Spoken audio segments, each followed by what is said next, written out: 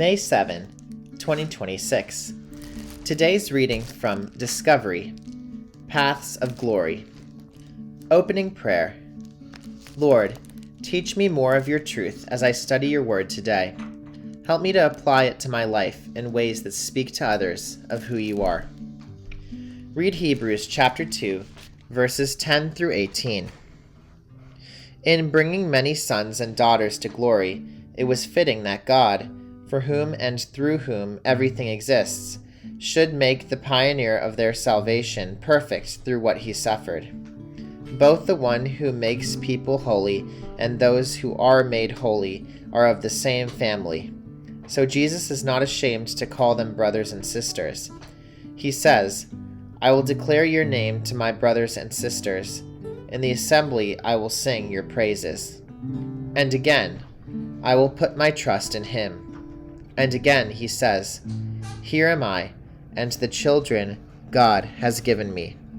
Since the children have flesh and blood, he too shared in their humanity, so that by his death he might break the power of him who holds the power of death, that is, the devil, and free those who all their lives were held in slavery by their fear of death.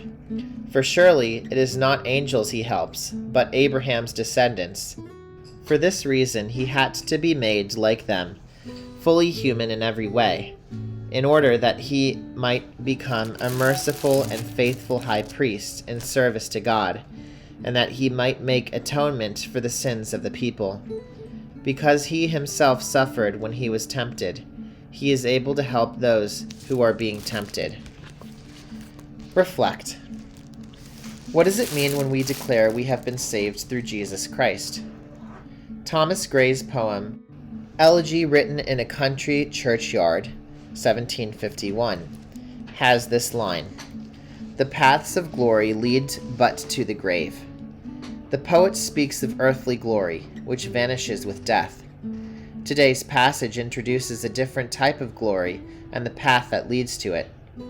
Interestingly, the path is already covered not by people who are to be partakers of the glory, but by Jesus Christ, the provider of this glory. As verse 10 indicates, this glory is experienced through salvation. What has Jesus Christ done for our salvation? The passage calls him pioneer of our salvation. He brings us salvation because he suffered. He has made us holy, and we are the same family with him. Jesus had to become human to be the forerunner, a new Adam, someone who would die for humanity, paying for their sins. The path of glory etched out by Jesus Christ leads us beyond the grave, and it is secure for the sinner saved by Jesus, the merciful and faithful high priest in service to God, who makes atonement for the sins of the people. Apply. The price Jesus paid for your salvation was beyond measure. In what ways can you thank him? Closing prayer. Lord Jesus, I ask that my life will be a fitting response to the gift of salvation that has been purchased through your suffering and death.